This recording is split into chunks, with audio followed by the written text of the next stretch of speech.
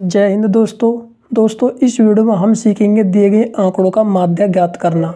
तो इसी प्रकार का एक क्वेश्चन जो है आपसे एग्जाम में पूछा जाता है, वो भी 4 नंबर का। तो चलिए आज इस वीडियो में हम सीखेंगे कि दिए गए आंकड़ों का किस तरह से हम माध्य ज्ञात करते हैं। तो सबसे पहले आपको जो है एग्जाम में क्वेश्चन है कुछ इस तरह का देखने को मिलेगा, जिस तरह की आप स्क्रीन पर देख रहे हैं।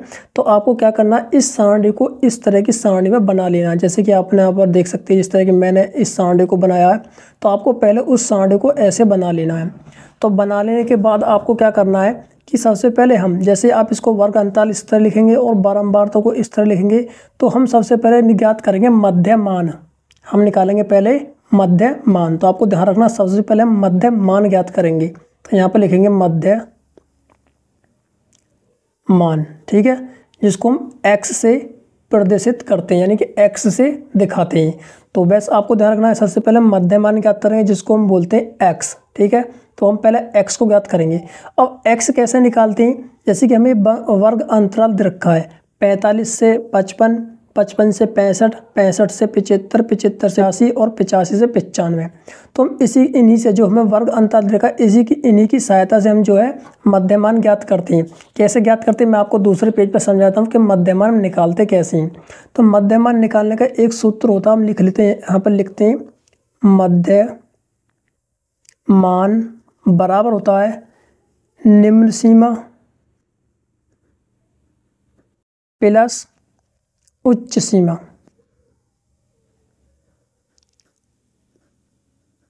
ये सीमा, ठीक है, यहाँ पे लिख देता हूँ मैं बटे 2। अब ये निम्न सीमा क्या है, उच्च सीमा क्या है, तो यहाँ पर समझिए, जैसे कि हमारा पहला वर्ग अंतराल दे रखा है 45 से 55, ये दे रखा है 45 से 55 हमारा वर्ग अंतराल दे रखा है। जो पहली वाली संख्या ये 45, इसको बोलते हैं निम्न सीमा, ठीक है, इसको बोलते हैं निम्न सीमा। और जो बाद वाली संख्या होती है इसको बोलते हैं उच्च सीमा, ठीक है। तो अब हम क्या करेंगे, 45 और 55 को जोड़ के 2 से भाग लाएंगे तो हमें क्या मिलेगा, मध्यमान मिलेगा। कैसे, अब देखिए हमें 45 और 55 का मध्यमान निकालना है। तो देखिए निम्न सीमा क्या है हमारी 45 प्लस, ठीक है, ये प्लस लग गया, और उच्च सीमा क्या है 55। तो हमने क्या 55 कर दिया और बटे 2 सूत्र में। तो देखिए 55 और 45 को जोड़ेंगे तो ये हो जाएगा 100 और बटे 2। तो मैं 2 से भाग लाऊंगा तो कितनी बार जाएगा, ये 50 बार। तो हमें यहाँ पर मध्यमान कितना मिल गया 50, ठीक है। और उसी तरह से हम 55 और 65 का निकालेंगे। तो 55 प्लस 65 बटे 2। तो 55 और 65 को जोड़ूंगा, अब देखिए 5 और 5 10 की 0, हासिल का 1, 6 5 11 और 1 12 बटे 2। तो कितनी बार जाएगा, 2 से भाग लाएंगे 120 में, तो ये जाएगा 60 बार। तो हमें 55 और 65 का मध्यमान कितना हो गया 60, ठीक है। इसी तरह से हम 65 और 75 का निकालेंगे। तो अब देखिए हम 65 और 75 का निकाल लेते हैं। 75 प्लस 65, ये आगे पीछे भी लिख के आप जोड़ सकते हैं, प्लस बटे 2, 5 और 5 10 और 7 और 6 13 और 1 हासिल का 14 बटे 2। तो ये कितनी बार जाएगा 70 बार, ठीक है। तो हमें यहाँ पर मध्यमान कितना मिल गया 70, ठीक है। इसी तरह से हम 75 और 85 का मध्यमान निकालेंगे तो ये मिलेगा 80, और 85 का 95 निकालेंगे तो ये मिलेगा 90, ठीक है। तो हमें क्या करना है, इन सभी का वर्ग अंतराल का एक एक करके हमें मध्यमान ज्ञात कर लेना है। तो हमने देखिए सबसे पहले हमें क्या करना है, मध्यमान ज्ञात करना। अब यहाँ पर हमें मध्यमान ही मिल चुका है। तो अब देखिए हम अगले स्टेप में क्या करेंगे, अगला स्टेप आता है f इंटू एक्स। f क्या है, जो हमारी बारंबारता दे रखी है उसको ही हम f बोलते हैं। बारंबारता दे रखी 3 10 11 8 3, इसी को हम बोलते हैं f, ठीक है। f से प्रदर्शित करते हैं और हिंदी में बोलते हैं इसको बारंबारता, ठीक है। तो हमें यहाँ पर लिखा है मैंने f इंटू एक्स, यानी कि f गुणा x, यानी कि f की गुणा हमें x से करनी है, यानी कि 3 गुणा 50। तो जब मैं 3 की गुणा 50 में करूँगा कितनी हो जाएगा, ये 150। यहाँ पर लिखेंगे 150, ठीक है, यानी कि 3 की गुणा हम 50 में करेंगे तो ये हो जाएगा 150। और फिर इसी तरह से 10 की गुणा हम 60 में करेंगे तो ये हो जाएगा 600। और 11 की गुणा हम 70 में करेंगे तो ये हो जाएगा 770। अब मैं 8 की गुणा 80 में करूँगा तो ये हो जाएगा 640। और 3 की गुणा मैं 90 में करूँगा तो ये हो जाएगा 270, ठीक है। तो आपको इसी तरह से हमें पहले हम मध्यमान ज्ञात करेंगे, फिर उसके बाद हम निकालेंगे f इंटू एक्स, क्योंकि हमें मध्यमान से हमें x मिल चुका है और हमें पहले बारंबारता दे रखी है जिसको हम बोलते हैं f। तो हम क्या करेंगे, अगले स्टेप में कर देंगे कि f की गुणा x, यानी कि इन दोनों की आपस में गुणा कर देंगे, बारंबारता की और मध्यमान की आपस में गुणा कर देंगे। गुणा करने के बाद हमने सभी को लिख लिया है, ठीक है। अब लिखने के बाद हमारा सूत्र जो होता है माध्य निकालने का, तो यहाँ पर लिखेंगे माध्य, जिसको हम बोलते हैं x बार बराबर सिग्मा एफ एक्स बटे सिग्मा एफ, ठीक है। ये हमारा माध्य निकालने का सूत्र होता है। ये क्या होता है, इसको बोलते हैं सूत्र, ठीक है।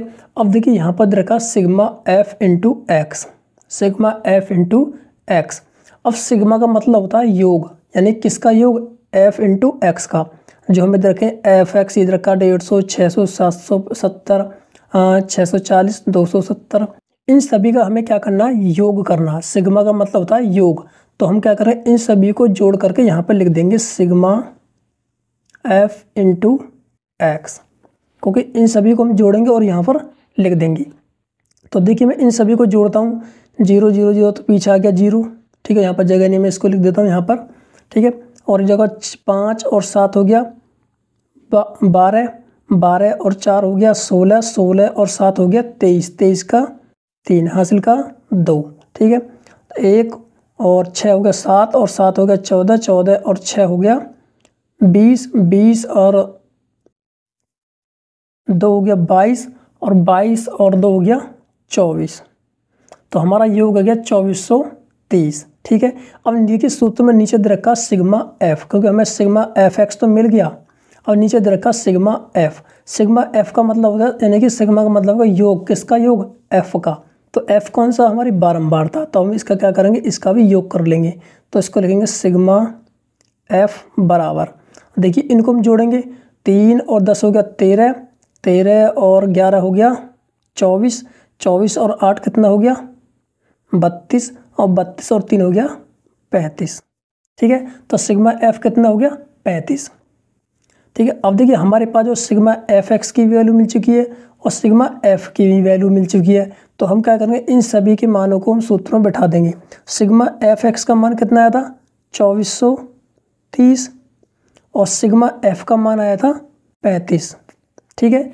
तो अब देखिए इसको हम काट लेंगे, यहाँ पर ये 5 से कट जाएगा, 5 सत्ते 35 और 5 से कट जाएगा 5 चौक 20, हाँ बचा 4 और 4 इधर दाएं में जाएगा, ये हो गया 43, 5 अट्ठे 40 और कितना बचा 3 और 5 छंग 30। तो यहाँ पर मिला हमें 486/7।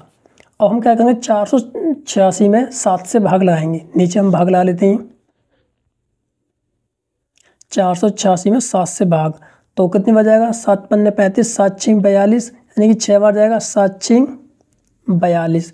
और देखिए 8 में से 2 घटाएंगे तो ये बचेगा हमें 6 और 0 यहाँ पर 0 बचेगी और इसको उतार लेंगे हम 6 को यहाँ पर, ठीक है। तो अब देखिए कितनी बार जाएगा, 7 छीं 42, 7 7 49, 7 8 56, 7 नेम 63। यहाँ पर घटाएंगे तो 6 में 3 घटाएंगे तो 3 बचेगा, तो ये जाएगा 7 चौक 28, कितना 7 चौक 28, क्योंकि यहाँ पर 3 बचेगा, 6 में से 3 गया 3 और 0 पॉइंट दशम लगा के 0 लगा लिया और ये हो गया 7 चौक 28, यहाँ बचा 2, ठीक है। फिर 0 बढ़ा लेंगे तो ये जगह 7 दूनी 14, ठीक है। तो इस तरह से आगे जाता रहेगा।